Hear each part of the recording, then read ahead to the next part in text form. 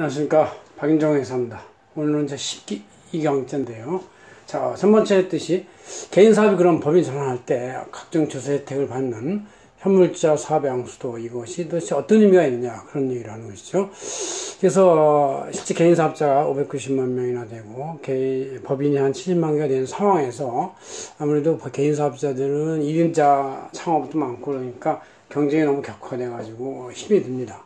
또 가수당구에서도 간섭이 좀 있어요. 특히 이 매출액 15억의 도소매 이상이 되거나 제조업 7.5억이 되거나 또 서비스업도 5억 이상이 되면 손실신고 확인을 통해서 세무 검증을 하는 그런 제도를 도입해서 점점 압박을 하고 있고, 또 매출이 크면은 개인사업자의 경우는 개인사업자 매출 자체가 얼마 안 되기 때문에 개인적 차원에서 하니까 매출 크면은 항상 관할세무서에 바로 그 최상위에 올라가 있어서 눈에 띄죠. 우리도 보통 담임선생님이 옛날에 학교에서 부를 때 그거 제일 큰 놈 나와 뭐 이러기도 하고, 그거 빨간 옷 입은 사람 나와라 뭐 이렇게 하기도 해서 눈에 띄면은 이제 아무래도 와서 질문도 받기도 하고, 그러다 잘못되다 하면은 한방 군밤도 맞고, 뭐 옛날에 우리는 세게 맞았습니다. 요새는 뭐 좀 때리는 건 혼나 안 되죠.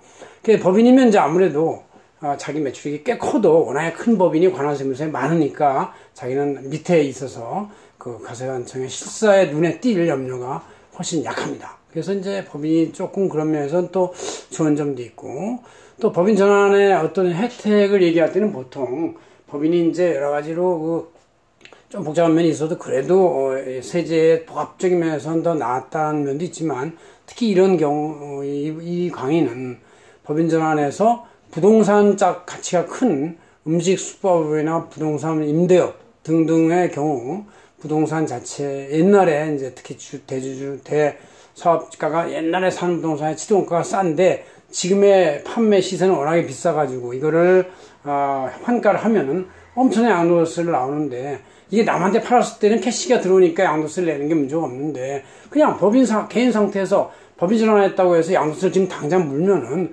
물 돈도 없을 일이오냐, 불가능하니까 이거를 나중에 과세하는 2월 과세 방식을 해주는 것이다, 이런 얘기죠. 그래서 이 2월 과세 방식 때문에 이 조세특례 제한법 32조가 있고 이것을 이제 계속 지원해주고 있습니다.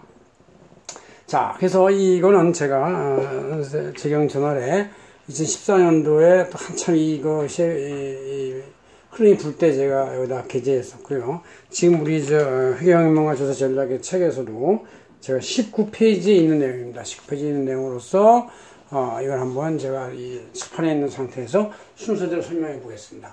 자, 개인사업이 법인 전환할 때 어떤 혜택이 있느냐? 그 세 가지 방법이 있어요.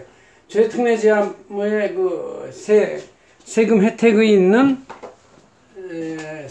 혜택 있는 현물자, 또 혜택이 있는 포괄양도, 아니면 비감면 일반 출자양도, 이런 세 가지 방식이 있는데 그걸 세 개를 비교해 보면, 개념에서 일단 이 현물자는 부동산 임대업 개인 자산이 갖고 있는 자산의 총 시가에서 부채를 뺀 나머지 금액을 출자를 현물 출자한다는 얘기고, 사업포괄양수도는 그 비슷한 금액에 해당하는 금액을 먼저 법인 설립을 해놓고 그 현금으로 개인의 부동산 사업 다시 돈을 빠져나오는 거예요. 그러니까 집에 있던 현금이 다시 들어갔다가 다시 나오는 거고, 대신에 이제 그 개인 재산가의 부동산이 회사로 들어가는 것이죠.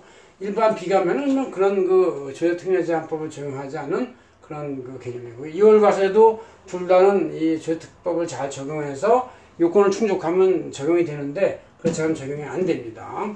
자, 이럴 때 재산 자체가 이제 개인 이름에서 법인으로 이전이 되니까 이전 등록세가 생기는데, 이 취득세 등록세가 이제 면제가 되고, 대신에 그 면제된 만큼에 대한 농특세만 20% 내면 됩니다. 이게 똑같이 사포괄양수도하고, 일반 포괄양수도에서는 취득세 4.4%가 4.2%를 그대로 전액 납부를 하게 되는 것이죠. 그 다음에 이렇게 이제 법인을 설립하면 법인 설립 자본금에 대한 불입 자본에 대한 등록세가 있는데, 등록세에 대해서 역시 재산시가 빼기 부채 총액 이 자본금에 해당하는 등록세를 납부하게 돼 있어요. 그래서 수도권의 경우는 이제 중과가 되고 교육세도 묻고 하니까 1.2%에 대해서 또 20%부터 1.44%가 되는 것 같고, 그 다음에 이제 일반 비감면은 그냥 원하는 자본금을 자기가 정해서 등록하고 총 그 자산의 평가액에서 차액분은 이제 이렇게 미지급으로 할 수도 있어요. 그러니까 예를 들어서 부동산 이렇게 금액이 있는데 평가액이 내가 자본금을 이만큼만 하고 싶다.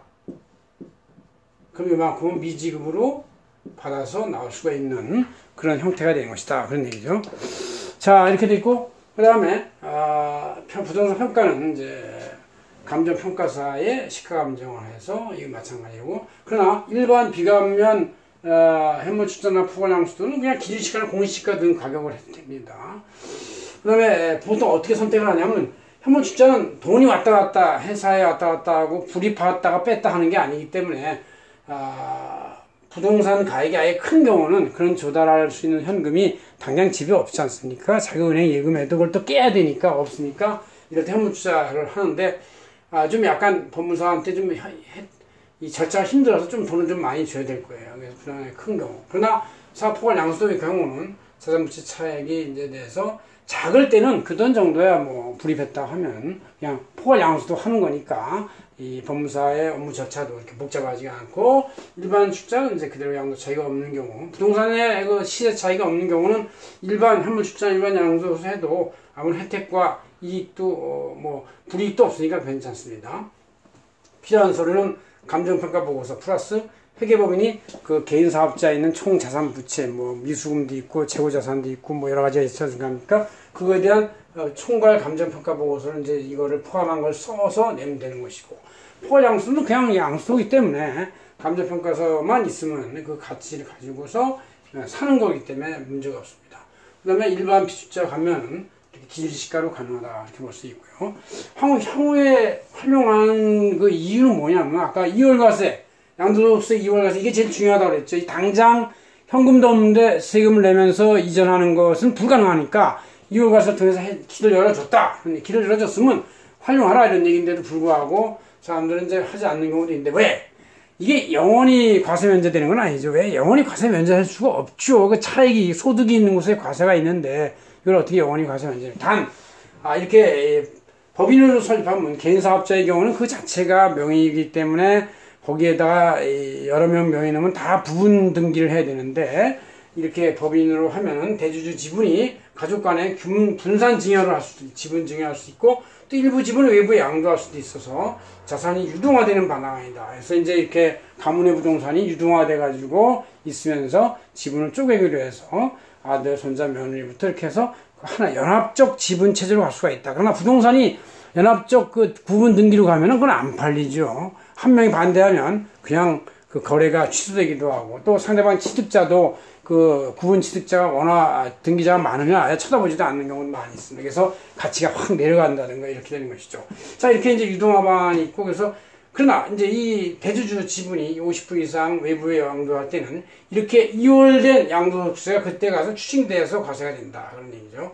그러나 이제 그렇지 않은 이런 그 일반 양수도는 뭐 아무 양도세 이월 과세를 받은 게 없고 혜택도 받은 게 없으니까 뭐 지분을 팔든 말든 상관없이 이렇게 되는 것이고 그러나 이런 그 현물주자 조세 혜택이 있는 현물주자 가부양수도 다 해주는 게 아니고 부동산 임대업을 해줍니다. 이게 야 임대업도 이거 너무 웃기는 거 아니야 그러지만 임대업이 있어야 시내에 많은 임대 부동산이 있어야 회사 사무실이 입주를 해서 비즈니스를 하니까 이것도 비즈니스의 일관된 연관선상의 하나다 이런 얘기예요. 그래서 이거를 나름대로 혜택을 줄 수 있다는 것이 명분이 있습니다. 그러나 이게 미풍양속에 도움이 안 되는 주점, 뭐 술도 먹어야 뭐 거래가 되는지 몰라도 어쨌든 주점, 오락, 유흥, 호텔, 여관 이런 데는 이제 이런 그 2월과세 혜택이 불가능하기 때문에 할 수가 없습니다.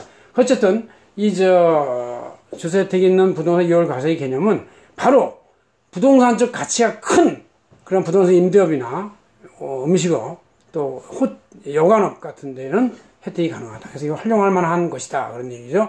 그래서 법인이 되면 법인의 그 대표자 급여도 따로 되는 것도 있지만 이월과세를 활용해서 모양도 되잖아요. 폼이 나지 않습니까? 그래서 법인으로 여러분이 전환하는데 도움되는 규정이 이렇게 조세특례제한법 32조에 아직도 잘 명확히 규정되어 있다는 걸 활용하시기 바랍니다. 감사합니다. 박윤정에게 하셨습니다.